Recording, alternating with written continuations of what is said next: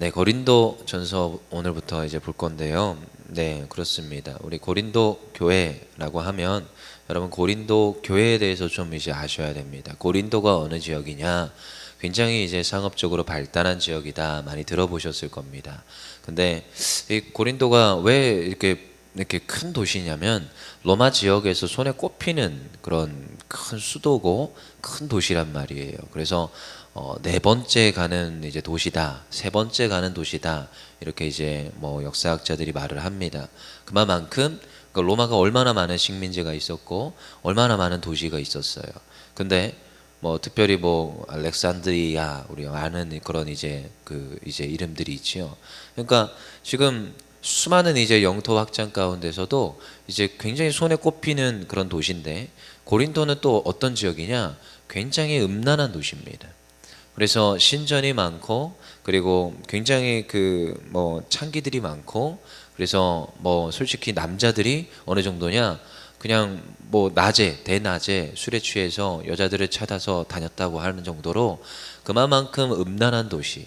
그래서 이 당시에 뭐 고린도 지역에서 왔다라고 하면 쟤는 음란한 사람이야 이렇게까지 말할 정도로 그냥 대표되는 음란의 도시가 어디냐? 고린도 지역입니다. 고린도. 그러니까 이 지금 고린도 교회라고 하는데 이 굉장히 조금 매칭이 안 되는 거지요. 이 음란한 도시 이름을 따서 뭐가 되는 거예요? 교회가 되는 거예요. 왜요? 지금 바울이 지금 직접 개척했던 사랑하는 고린도 교회인데 근데 여지없이 그곳에서 많은 문제들이 발생을 하게 됩니다. 왜요? 문제도 많은 곳이었어요. 상업적으로 발달했고 수많은 사람들이 또한 지식적으로나 학문적으로나 또 이렇게 발달돼 있었고 또 음란했고 그리고 또 수많은 신전들이 있었고 신전들이 많다 보니까 신전에 바쳤던 재물이 또다시 흘러 들어와서 그 재물을 먹을 수밖에 없는 상황들에 또 처해 있었고 그러니까 많은 문제들이 있기 때문에 그래서 이거에 대한 그리스도인들 처음에 정리가 되지 않았단 말이에요. 이걸 어떻게 내가 대처해야 되지? 여러분 이 당시에도 실제로 그랬고 요즘도 이제 계속 정리가 안 되는 문제들이 꽤 많습니다. 새롭게 이제 부각되는 뭐 윤리적인 문제들, 기독교 윤리적인 문제들이 있지요. 아직도 정리가 잘 안 돼요. 저 신학생들이 열댓 명이 모여서 아니요 반에서 그냥 토의를 해도 답이 안 나오는 경우들이 꽤 있어요. 생명윤리나 뭐 한창 줄기세포 날릴 때 이게 옳으냐 그르냐, 어디부터 옳으냐, 어디부터 그르냐. 또 생명을 살려야 되지 않겠냐? 이걸 해야 되는 거 아니냐? 근데 원리를 보니까 생명을 죽여서 이걸 실험을 하고 있더라는 것이요. 그러니까 이런 모든 것들을 봤을 때 이 답이 안 내려지는 경우들이 많더라는 거죠. 그러니까 고린도 교회 안에도 답이 안 내려지는 기독교적 윤리적 어떠한 정리되지 않은 교리적 문제들이 있었다라는 거예요. 그래서 누가 펜을 드는 거예요? 바울이 펜을 드는 거예요. 필요했습니다. 그들에게 이런 문제들의 혼잡한 그들 가운데 그냥 예수만 믿어라 이렇게 말하는 게 아니라 그 문제들을 정리하고 교리적으로 정립을 해주고 뭐가 하나님 뜻에 부합한지를 어느 정도 가이드를 주는 필요가 있었다라는 거예요. 그래서 오늘 고린도 전서가 쓰여지고 있습니다. 특별히 누구와 함께 쓰느냐 봅시다. 1장 1절에 뭐라고 해요? 하나님의 뜻을 따라 그리스도 예수의 사도로 부르심을 받은 바울과 누구요? 형제 소스데네는 이렇게 기록하고 있어요. 소스데네 누굽니까? 이럴지 모르겠는데 여러분 이제 뒤에 바로 이제 10절부터 이제 이어지는 게 1장에서 나오지요. 바울파, 누구파 하죠. 아볼로, 실라 뭐 이렇게 있는 건데 여러분 이 고린도 교회에 감독으로 세웠던 이들 중에 하나입니다. 그러니까 실제로 감독으로 올 수 있는 사람이 바울, 아볼라 그리고 실라, 소스데네 이렇게 이제 감독으로 세워졌는데 뭐 사도행전 18장에 보면 또 해당장으로 기록되는 그 소스데네일 것이다 이렇게 추측도 하지만 그게 아니라 그냥 고린도 교회에 파견된 감독으로 이제 지명이 되는 거죠. 그래서 바울과 동역하였던 사람. 그래서 고린도 교회 안에 있었던 실상을 바울과 함께 이야기하고 토론할 수 있고 이런 것들이 문제입니다 라고 안건을 제시할 수 있는 사람이 누구예요? 소스데네입니다. 그래서 사도된 바울은 이렇게 시작되는 게 아니라 사도된 바울과 형제 소스데네는 이렇게 말하고 있어요. 왜요? 그 모든 현안과 문제들을 누가 알아요? 뭐 바울은 계속 전도의 여행을 다니고 있기 때문에 고린도 교회에 계속 머물러 있지 않았단 말이에요. 감독으로 세워두고 이제 왔어요. 근데 이제 실질적 이제 삼자적 입장에서 제대로 이제 전파할 수 있는 게, 왜냐하면 뒤에 이제 뭐 게바파, 아볼로파 뭐 이런 이야기가 있잖아요. 일단 아볼로는 제껴야겠습니다. 그렇죠? 그러니까 삼자적 입장에서 제대로 말해줄 수 있는 소스데네가 바울에게 와서 이런 이야기를, 현안을, 안건을 가지고 이야기를 했다라는 거예요. 그래서 바울이 오늘 펜을 들어서, 누구는 이제 소스데네가 쓰고 바울이 사인을 했을 것이다 이러는데, 아니요, 이게 어감이나 어투나 많은 이제 신학 교수님들이 아니다, 바울이 썼다. 왜냐하면 여러분, 그 어투에서 이미 그 사람의 필체가 나와요. 저도 글을 쓰잖아요. 그래서 저도 이제 같이 공부하는 학생들끼리 그런 이제 레포트 가지고 토의를 할 때가 있습니다. 근데 그 사람이 쓴 게 이름을 안 써도 보여요. 이제 한 2년 동안 토의를 하다 보니까 그냥 이 사람이 썼어요. 그냥 이 사람의 언어예요. 그런 특유의 말투와 언어들이 있습니다. 단어가 있어요. 그걸 어떻게 수정이 안 됩니다. 저는 소스데네가 썼다고 인정하지 않습니다. 저도. 그러니까 바울이 썼고, 근데 소스데네가 옆에서 안건을 내놨을 것이다. 그래서 함께 쓰는데 조력을 했을 것이다 라고 저도 보는 입장입니다. 그렇게 이해하시면 될 것 같아요. 그래서 2절에 뭐라고 합니까?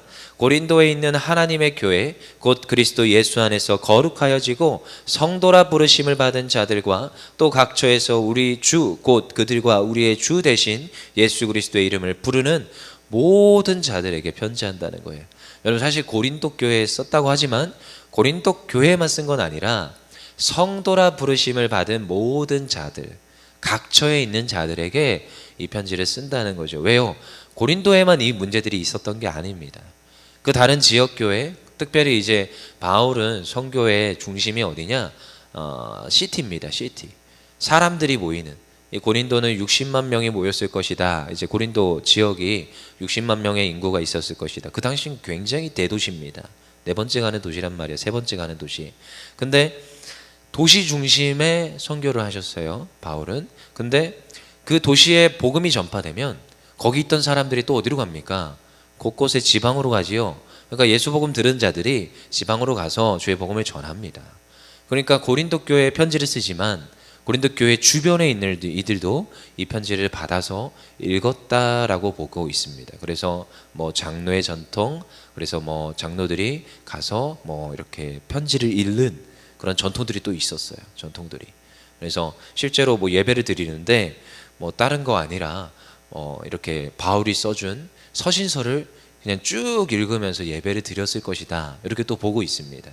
그래서 뭐 누구예요? 고린도 교회만 이걸 받는 게 아니라 그 주변에 있는 수많은 그리스도를 따르는 거룩한 성도들이, 부르심을 받은 자들이 그곳에서 이 지금 모든, 그러니까 고린도 전서의 이 말씀을 읽기를 원한다라는 겁니다. 그들에게 지금 편지를 쓰고 있다라는 거예요. 수신자가 명확합니다. 수신자가.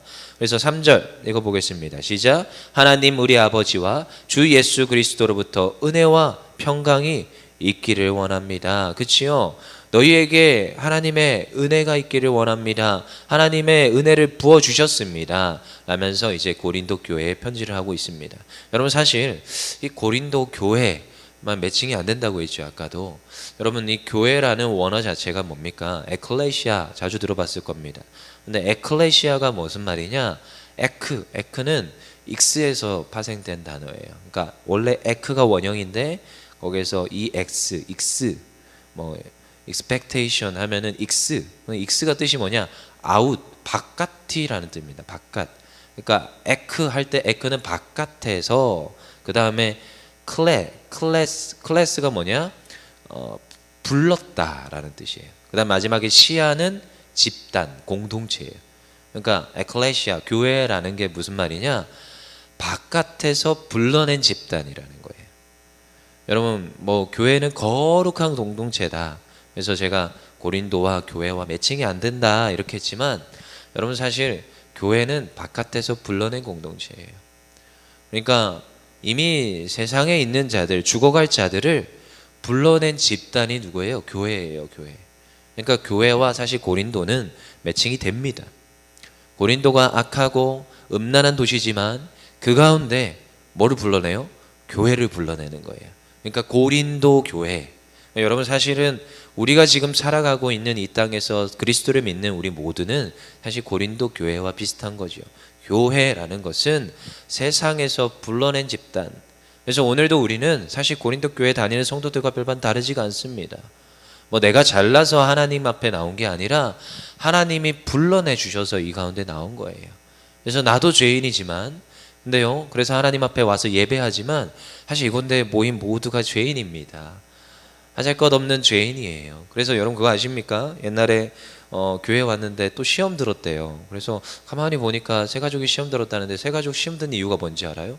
교회 와서 다들 거룩하고 착할 줄 알았는데 교회 와도 똑같다라는 거죠. 여러분 솔직히 교회에 더 악한 사람들이 더 많습니다. 더 상처받은 사람이 많고요. 정상보다 비정상이 많아요. 교회가. 왜 그런지 아시지요? 여러분 교회는 어쩔 수가 없습니다. 사람을 고쳐야 되고 아픈 사람들이 모이는 공동체이기 때문에 어쩔 때는 조금 더 비정상인 사람이 더 많을 수도 있습니다. 실제로 그런 교회들이 많습니다. 그나마 제가 봤을 땐 우리 교회 사람들은 좀 정상이 많은 것 같기도 하고요. 다행히. 근데도 그래도 나 가끔씩 보면 비정상인 사람들 많습니다. 저도 어쩌면 비정상일 수 있고요. 저도 비정상인 것 같아요. 제가 봤을 때는. 근데 옛날에 그래서 이런 뭐 노래도 있어요. A급이 되고 싶은 B급 인생. 전 그 노래 부르면서 나도 B급 같은데 B급 같은데. 여러분 비정상일 경우가 굉장히 많습니다. 왜요? 교회가 그래요. 그래서 저도 새 가족이 오거나 새 청년들이 오면 상처받지 마라. 교회가 그렇다. 이해해라. 그리고 너도 좀 이렇게 얘기를 하거든요.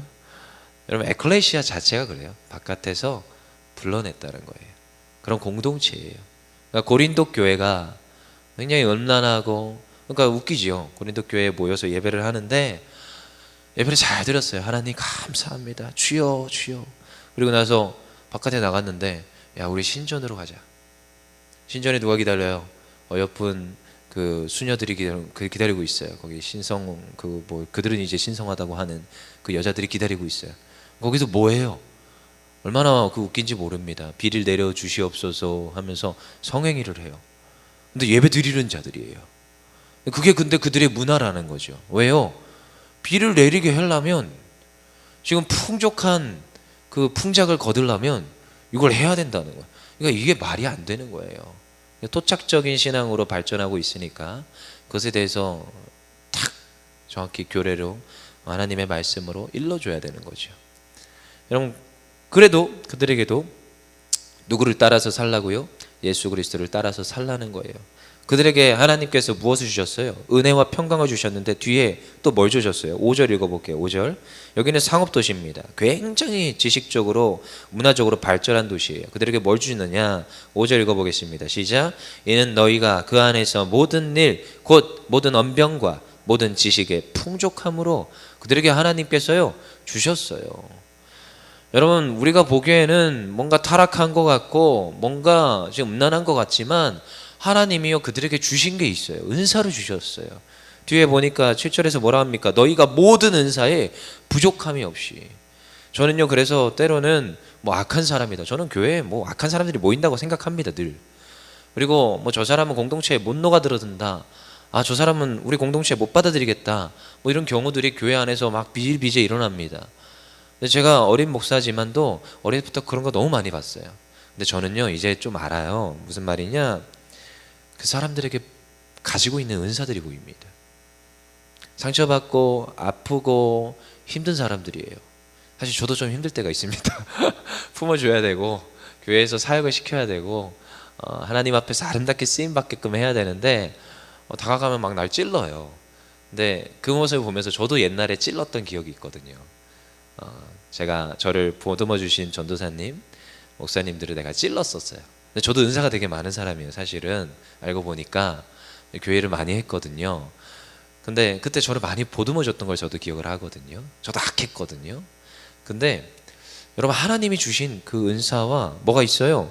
그 언병과 지식이 있다라는 거예요. 그들에게. 누구에게요? 고린도 교회에 있는 성도들이요. 그러니까 지금 바울은 그게 보이는 거예요. 너희의 그게 누가 주신 거다? 하나님이 주신 거다.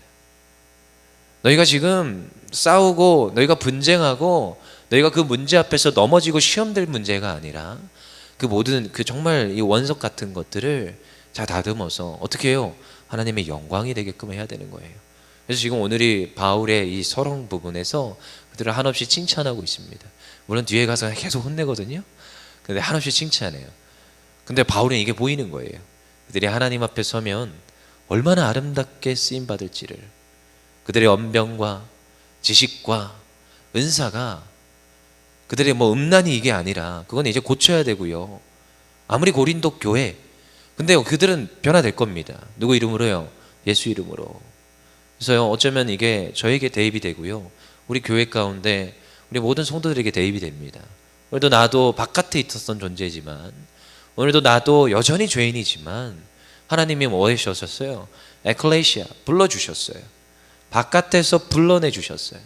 그래서 오늘도 하나님의 교회 가운데 소속되게 하시고, 하나님이 나를 하나님의 은사와 하나님의 은혜와 평강을 주셔서 오늘도 나에게 언변과 지식과 은사가 풍족하게 하셨어요. 그리고 나서 하나님 앞에 쓰임받게 합니다. 그래서 뭐라고 해요? 8절 읽어보겠습니다. 우리로 하여금 이렇게 쓰임받게 해요. 8절 시작. 주께서 너희를 우리 주 예수 그리스도의 날에 책망할 것이 없는 자로 끝까지 경고하게 하시리라. 아멘. 뭐예요? 미래형이에요. 미래형. 너희를 이렇게 할 거라는 거예요. 너희가 지금은 문제 앞에 있고 음란과 여러 가지 지금 방탕한 가운데 있을지라도 너에게 부어주신 하나님의 은사와 지식과 언변과 이 모든 걸 보라. 그를 통하여서 너희를 어떻게 할 거라고요? 경고하게 하고 하나님 앞에 끝까지 경고하게 해서 너희가 하나님의 그 9절에 뭐라고 해요? 예수 그리스도 우리 주와 더불어 교제해서 하나님을 미쁘시게 하는 자로 쓰임받게 할 거라는 거예요. 이게 지금 서문이지만 사실은 바울이 말하고 있는 결론입니다. 그래서 사실은 이제 고린도 이 모든 전설을 통하여서 여러 가지 문제들에 대해서 우리가 고민을 해볼 겁니다. 읽어보십시오. 1장 그 뒤에 있는 분쟁도. 사실 결국은 중심되어야 될 분은 예수 그리스도고, 결국은 우리를 인도하시는 분은 하나님이신 것입니다. 근데요, 우리를 어떻게 불러주셨어요? 에클레시아. 정말 저 바깥에서, 오늘도 여전히 우리는 죄인일지 모르지만 하나님은요, 우리의 죄를 보지 않습니다. 예수 그리스도 믿음으로 하나님 앞에 섰을 때 우리에게 은사를 주시고 지식을 주시고 정말 언변을 주시고 능력을 주셔서 우리로 하여금 교회의 한 구성원으로서 하나님의 영광을 드러내는 도구로 쓰임받게 하심을 믿습니다. 오늘도 그것을 바라보며 이 아침 기도하며 나아갈 때에 하나님의 부어주신 은혜와 평강이 넘치기를 원합니다. 기도하겠습니다.